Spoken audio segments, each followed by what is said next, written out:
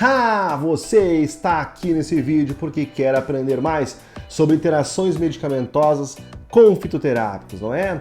Bom, se você tem esse desejo, você já está atrasado. Você deveria ter assistido a aula anterior, a parte 1, mas, ou daqui a pouco você já assistiu e eu que estou errado solicitando isso para você? Bom, nós temos a aula número 1 do nosso canal falando de interação medicamentosa com fitoterápicos e essa é a aula número 2. Então, com essas duas aulas, você tem um resumão de mais de 20 plantas medicinais que interagem com outros tratamentos. Então, olha que interessante.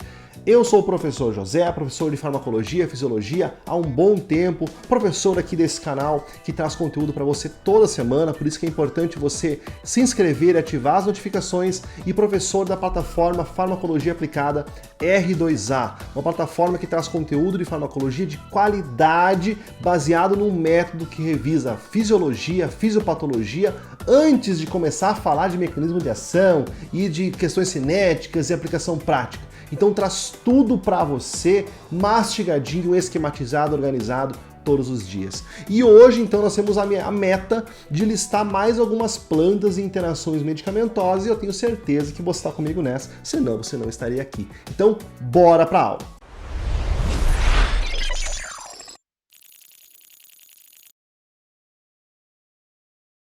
Bom, na aula anterior nós falamos de alcachofra, alho, nós falamos de boldo do Chile, né, a camomila, nós falamos da cáscara sagrada, da castanha da Índia, da centelha asiática, da equinácea e da erva cidreira. E fechamos a nossa aula anterior falando de erva de São João. Então, muito conteúdo na aula anterior. Nessa aula nós vamos começar falando da erva doce, do anis. Olha só, a principal indicação é como antiespasmódico e nos distúrbios dispépticos, ou seja, problemas na digestão. Inclusive, eu tomo chimarrão, sou gaúcho, tomo chimarrão e utilizo muito anis ali na erva, junto com a erva do chimarrão, para dar um gostinho a mais no mate, né? No mate não ser tão amargo.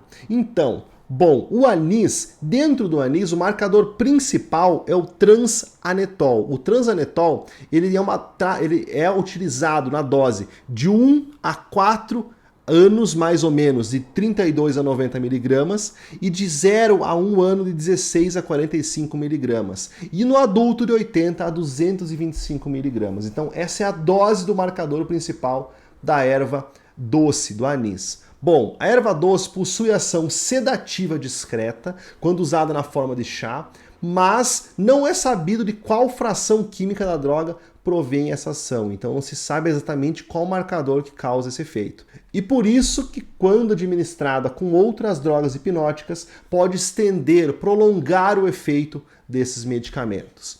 Segundo a planta medicinal, eucalipto. Eucalipto, ele é um antisséptico, ele é um antibacteriano das vias superiores e expectorante, muito utilizado por pacientes que têm, por exemplo, sinusite. O componente marcador do eucalipto é o cineol. O cineol ele é usado de 14 a 42,5 miligramas dia como função terapêutica. Alguns estudos em animais indicaram uma possibilidade do óleo essencial do eucalipto, obtido a partir do eucalipto, induzir enzimas hepáticas envolvidas no metabolismo de outros fármacos. E a ação de outras drogas pode ser diminuída por causa desse efeito, mas não tem nada documentado diretamente, sim o efeito por si só sobre o sistema microsomal da P450. Alguns relatos clínicos agora, associados ao uso do eucalipto, tá? Associam, então, o óleo de eucalipto com a dificuldade de raciocínio, alterações do sistema nervoso central, que podem ser intensificados, por exemplo, em pacientes que utilizam barbitúricos, benzodiazepínicos, outras drogas narcóticas, antidepressivos e álcool. Alguns estudos mostram que ele diminui o nível de açúcar no sangue e também deve ser utilizado com cautela, e por isso deve ser utilizado com cautela em pacientes diabéticos e, por fim, quando aplicado à pele com loções contendo 5-fluoracil, o eucalipto aumenta a absorção do 5-fluoracil. Show? Próxima planta medicinal, gengibre. Olha só, o gengibre ele é usado em profilaxia de náusea causada por movimento, cinetose, e pós-cirúrgico, também muito utilizado para essa finalidade. O marcador principal do gengibre são os gingeróis. Olha só, 8 gingerol, 6 gingerol, 10 gingerol e o 6 shogaol. Essa constituição diversa do gengibre também traz diversas possibilidades terapêuticas que não essas que eu citei. Essas são as principais. E também tem uma divisão de doses, dependendo da idade. Dose diária, por exemplo, para crianças acima de 6 anos, 4 a 16 miligramas de gingeróis. E adultos, 16 a 32 miligramas de gingeróis. Há evidências que mostram que o gengibre estimula a produção de ácido clorídrico estomacal e, como consequência, em teoria, pode comprometer a ação de medicamentos contendo sucralfato, ranitidina, lansoprazol, ou seja, protetores do estômago. Já que ele aumenta a acidez, ele diminui o efeito dos protetores. Então ele pode ser prejudicial para o estômago. Teoricamente, o gengibre pode aumentar o risco de sangramento quando administrado, por exemplo, com ácido acetilsalicílico, varfarina, heparina, clopidogrel, os anti-inflamatórios que diminuem as prostaglandinas dentro do estômago, mas tudo envolvido porque ele aumenta a secreção gástrica, então hemorragia intragástrica. Em doses elevadas, o gengibre pode causar sonolência e pode interagir, então, com alguns medicamentos que promovem contração cardíaca, que mexem na contração cardíaca, incluindo beta-bloqueadores, digoxina e outros medicamentos para o coração. Existe ainda a possibilidade de diminuir os níveis de açúcar no sangue, o uso de gengibre. Portanto, pode interferir com medicamentos administrados por via oral para diabetes e até no efeito da insulina. Alguns sugerem que os fitoquímicos presentes nas dietas, como capsaína e a curcumina, assim como o 6-gingerol e o resveratrol, apresentam um efeito inibidor do transporte pela glicoproteína P, potencializando as interações entre alimentos, medicamentos e a retirada de algumas drogas que dependem dessa proteína de transporte do sistema nervoso central, podendo causar intoxicação no sistema nervoso central. Show? Próxima planta muito conhecida, o ginquinho, ginkgo biloba. Ginkgo biloba é muito utilizado para vertigem, zumbido, tinido no ouvido, tem efeitos e indicações na circulação geral sanguínea, distúrbios circulatórios periféricos, insuficiência vascular cerebral, então ele é muito utilizado para problemas circulatórios. Os principais marcadores da ginkgo biloba são, sem dúvida nenhuma, os ginkgoflavonoides e as terpenolactonas, que são os principais constituintes dessa planta medicinal tão empregada para problemas circulatórios. E quais são os problemas, então? O ginkgo ele pode potencializar a ação do ácido salicílico e do clopidogrel, bem como dos anticoagulantes da varfarina e da heparina, além dos anti-inflamatórios não esteroidais como ibuprofeno e naproxeno, aumentando assim o risco de sangramento. Isso aí é um efeito então direto sobre as drogas. Além disso, a administração de ginkgo pode diminuir a ação de fenitoína. Em presença de antidepressivos, intensifica a ação farmacológica das drogas e também causa efeitos colaterais mais excessivos em pacientes que utilizam principalmente inibidores da monoamina oxidase. É mais difícil as pessoas utilizarem esses medicamentos, mas se houver, podem ter mais cefaleia, tremores e até surtos maníacos. Quando usado com sertralina, pode desencadear batimento cardíaco acelerado, hipertermia, sudorese, rigidez muscular e agitação. Esse é um dos efeitos, uma das interações que eu mais noto no dia a dia e alerto os pacientes, o uso de ginkgo biloba e antidepressivos. Alguns estudos preliminares demonstram que o ginkgo pode afetar os níveis de insulina e açúcar no sangue e que demanda cuidados especiais para os pacientes em uso de hipoglicemiantes orais e diabéticos. Além disso, o ginkgo pode intensificar a ação de drogas usadas para disfunção erétil, como sildenafila. Olha o risco de pacientes que utilizam ele para medidas circulatórias e também fazem uso esporádico da sildenafila.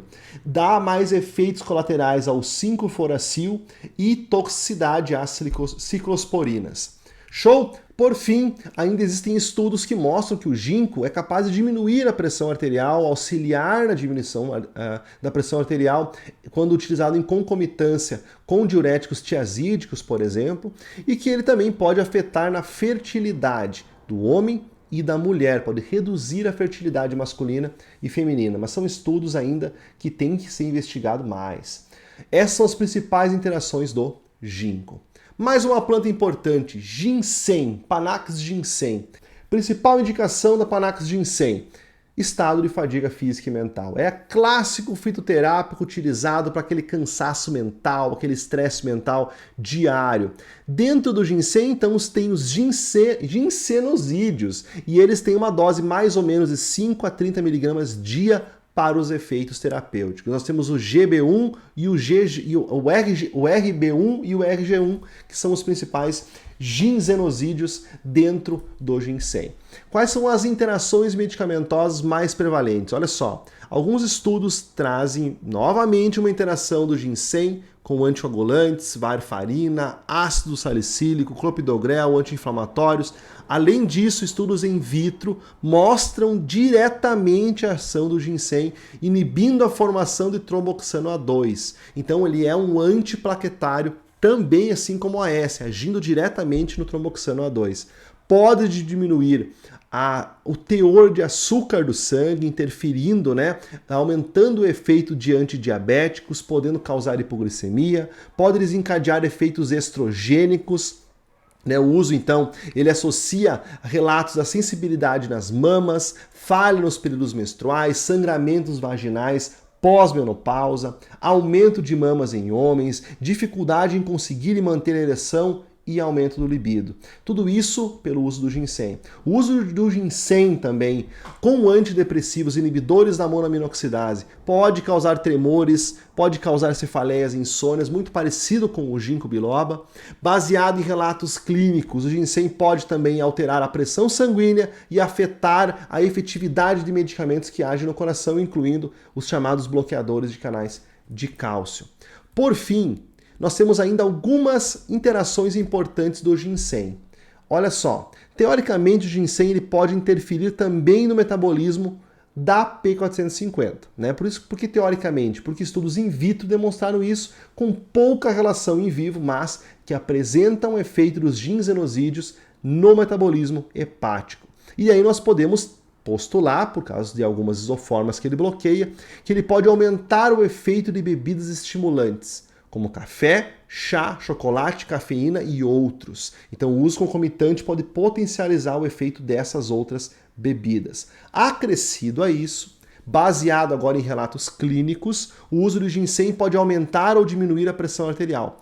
Nesse aspecto deve ser usado com muita cautela em pacientes com hipertensão arterial sistêmica. Além disso, o efeito analgésico de opioides pode ser inibido se o ginseng for utilizado. Pode ter uma interação positiva em pacientes com uso concomitante conjunto com ginkgo, então um melhorando a função do outro. E por fim, o ginseng não é recomendado em mulheres grávidas ou na fase de amamentação, porque há relatos de morte neonatal e desenvolvimento de características masculinas em bebês do sexo feminino após a mãe ter utilizado ginseng durante a gravidez. Próxima planta medicinal, o guaco, nosso mais conhecido expectorante broncodilatador. Dentro do guaco nós temos a cumarina como marcador, utilizada de 0,525 mg a 4,9 mg dia. Bom, publicações recentes sobre o guaco mostraram um efeito sinérgico in vitro com alguns antibióticos como tetraciclinas, clonofenicol, gentamicina, vancomicina e penicilinas, que é um efeito sinérgico, pode ser bom até em alguns casos, mas o guaco em si tem poucas interações medicamentosas. Próxima planta, o guaraná. Guaraná, planta do Brasil, muito utilizada em refrigerantes, com menos propriedades terapêuticas, mas como um chá tem grandes vantagens como estimulante do sistema nervoso central. Muitas vezes é utilizado o guaraná no lugar da cafeína e de outros psicoestimulantes pelos poucos efeitos adversos que o guaraná apresenta no nosso organismo. O marcador essencial do guaraná são as trimetilxantinas, né? Que tem efeito terapêutico na dose de 15 a 70 mg dia. Duas principais interações medicamentosas com o guaraná. Ela aumenta a potência analgésica de alguns medicamentos analgésicos quando utilizado concomitantemente e pode diminuir a agregação plaquetária, aumentando o risco de sangramento quando utilizada junto com anticoagulantes. Próxima planta, cava-cava. A cava-cava é usada para ansiedade, insônia, tensão nervosa, agitação. Dentro, como marcador dessa planta, dentro da cava-cava, nós encontramos cavapironas e cavalactonas, que são utilizadas na dose de 60 a 120 mg dia para obter a ação farmacológica, a ação terapêutica, melhor dizendo. O foco das interações medicamentosas da cava-cava é o efeito tóxico que ela pode apresentar no tecido hepático. Muitos casos de intoxicação por cava-cava causando toxicidade hepática são relatados na Europa, né, a partir dos extratos do rizoma da planta, e até a Organização Mundial da Saúde orienta que esse fitoterápico não seja utilizado por mais de 3 meses, sem uma orientação rigorosa do médico, até para definir a posologia, a forma de utilização e ponderar as interações medicamentosas. Baseado nos resultados clínicos, né, de estudos feitos em humanos, essa toxicidade hepática da cava-cava inclui hepatite, cirrose, insuficiência hepática e pode causar danos hepáticos quando administrado com outros medicamentos que podem sobrecarregar o fígado ou que têm uma ação tóxica para o fígado, como por exemplo o próprio metrotexato, a amildarona e alguns esteroides anabolizantes. Além disso, essa planta potencializa a ação de drogas que atuam no sistema nervoso central, como álcool, barbitúricos, benzodiazepínicos, agentes psicoativos. E um outro aspecto também muito citado da cava-cava é que ela pode reduzir a eficácia da levodopa, que é um medicamento utilizado para a doença de Parkinson. O uso concomitante de cava-cava com antagonistas dopaminérgicos, como antipsicóticos, por exemplo, pode causar bloqueio dopaminérgico, gerando distonia, discinesia e parkinsonismo. Então, se você tem que anotar alguma coisa sobre cava-cava, anote antipsicóticos e antiparkinsonianos e o problema hepático que ela pode causar. Além disso, ela pode possibilitar efeitos, aumento da propriedade diurética, por razões ainda não conhecidas, mas uma ação aditiva sobre diuréticos, e modificar o efeito do alprazolam, da cimetidina e da terazosina. Show! Vamos para a última planta da aula de hoje, que é o sene. O sene principalmente é indicado como laxativo, o componente marcador do sene são os senosídeos, senosídeo B principalmente, e é de 0 a 30 mg do senosídeo B a dose necessária diária para a ação terapêutica. Quais são as interações medicamentosas, então, no sene? Bom, ela diminui, né, a planta diminui o tempo de trânsito intestinal. Então, ela pode reduzir a absorção de diversos medicamentos que precisam de um tempo maior para a absorção intestinal. Ela pode, em consequência disso, causar perda de potássio e potencializar o efeito de glicosídeos cardíacos, se usados concomitantemente. E aí nós giramos também em torno do efeito de hipocalemia causado pela sene. Né? Essa interrupção, essa velocidade da eliminação no trânsito gastrointestinal e a diminuição da absorção de potássio vai repercutir nos antiarrítmicos, nos cardiotônicos, nos diuréticos, nos efeitos dos tiazídicos. Então tem várias interações que a sene causa por causa desse aumento da motilidade gastrointestinal. Né? Que um outro laxativo também, até não fitoterápico, poderia causar também. Muito bem, pessoal, finalizando a lista de interações medicamentosas com fitoterápicos, espero que vocês tenham gostado. Qualquer dúvida que querem que eu esclareça mais sobre um desses pontos, coloque nos comentários. Novas plantas que vocês querem que eu trabalhe ou outros temas sobre interação medicamentosa, não deixe de comentar no nosso vídeo. Aproveite e compartilhe com os colegas da sala de aula, com os amigos, com a mãe, com o pai que tomam chás medicinais, que usam plantas medicinais, fitoterápicos e também em casa tomam diversos medicamentos para doenças crônicas. Manda para eles, é uma informação extremamente importante para o dia a dia e eu espero que você tenha aproveitado a aula.